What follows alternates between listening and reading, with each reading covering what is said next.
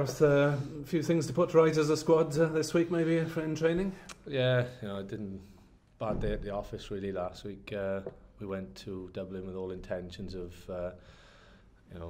coming home with some sort of victory. We thought there was an opportunity, especially with their international players being obviously unavailable, but just didn't really get going. Didn't implement anything we went here to do, and you can't afford to play like we did in Leinster, which resulted in us coming away empty-handed. Anything in particular that you're working on this week?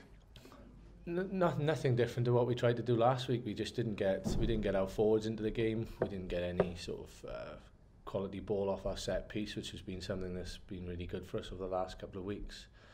And we just didn't really get, like I said, we just didn't really turn up, and it's a disappointing thing coming from where we've come in the last couple of weeks. But we got a quick turnaround, and nothing better to be back in front of our home crowd as early as Friday night to try and make amends, really.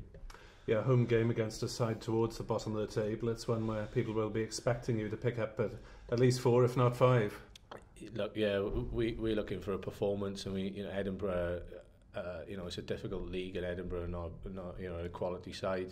We're just looking to make sure we implement a performance, which we have done previous to the Leinster game, and I'm sure if we get that right, then we should be aiming for the victory. And should the bonus point come, it'll be that extra little bit crucial, which will we need everything we can get leading into the playoffs, really. Edinburgh seems to be struggling a bit at the moment, given the performance last week at the Ospreys. Yeah, they obviously got a lot of internationals unavailable, and probably they've had changes in the coaches and things, which sometimes takes a while to settle. And I think that they're a better side than they're showing, and we need to be careful that they don't show it against us Friday night. And everyone's talking about bonus points and things like that. We're just fully concentrating on making sure our performance is right and securing a win. Obviously you have to concentrate on yourselves, but could be a bit of a ding-dong battle with the Ospreys for maybe the last place in the semi-finals, the top 4 at the end of the season. I think I don't think you can write Munster off either, and they're going to be hurting. They've had a few bad results in terms of things of the last few weeks, and I'm sure they're not going to lie down for anyone. And obviously it's close in between the other spots, so we won't see as a ding-dong with the Ospreys. We've done our rugby with those. We just need to concentrate on the games we have in hand, and hopefully if we can perform in those and get what we need out of them, then it should see us in the top 4, really.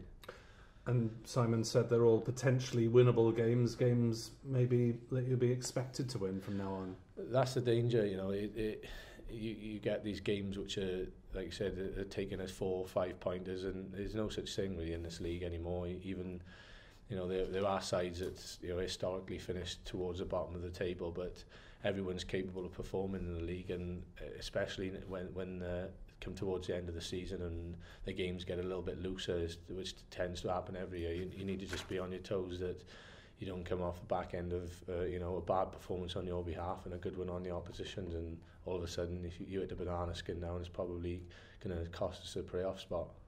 Could be a lot of good rivalries for the punters at Millennium Stadium on that end of March. Yeah, I think that'll be a great occasion. It's the first time something like this has happened, and it'll be great for the Welsh public to get under one roof and watch the 4 regions perform. And like I said, I think all form goes out the window again. It's a neutral ground, and whoever you're playing against is going to be up for it. And obviously couple that with the derby and a lot of rivalry in terms of international places and things. And I think you're going to have 2 hopefully exciting games of rugby. Yeah. Added spice for yourself playing against some of your former teammates as well? No, it's a long time ago. A lot of the guys are there, not even my former teammates. I passed thinking about that now. I just take it as another game, really. 4 games left at home. Does that give you a big advantage going into this? Well, it's 6-game run, I think it's really helpful that that it does definitely change people's mindsets when you're playing at home, and it's if you have to look over the years, it has proved to be a big advantage. But I think it's just a matter of getting used to it. And I think the players are getting used to it. And I think the players are you know, we don't think that way. It's nice to know that you can turn up having that little bit of an advantage, and it probably is in the back of your mind, but we need to just, we don't change our preparation and things. It's every game, we take it as one as it comes, and hopefully if we can get the ball rolling with a victory Friday night, that'll tee us up ready for the final push then. Yeah, it's a funny end of the season, because after this weekend you get a couple of weeks off, and then back into another games, and then be another week off or whatever. It's going to be quite a disjointed end to the season, isn't it?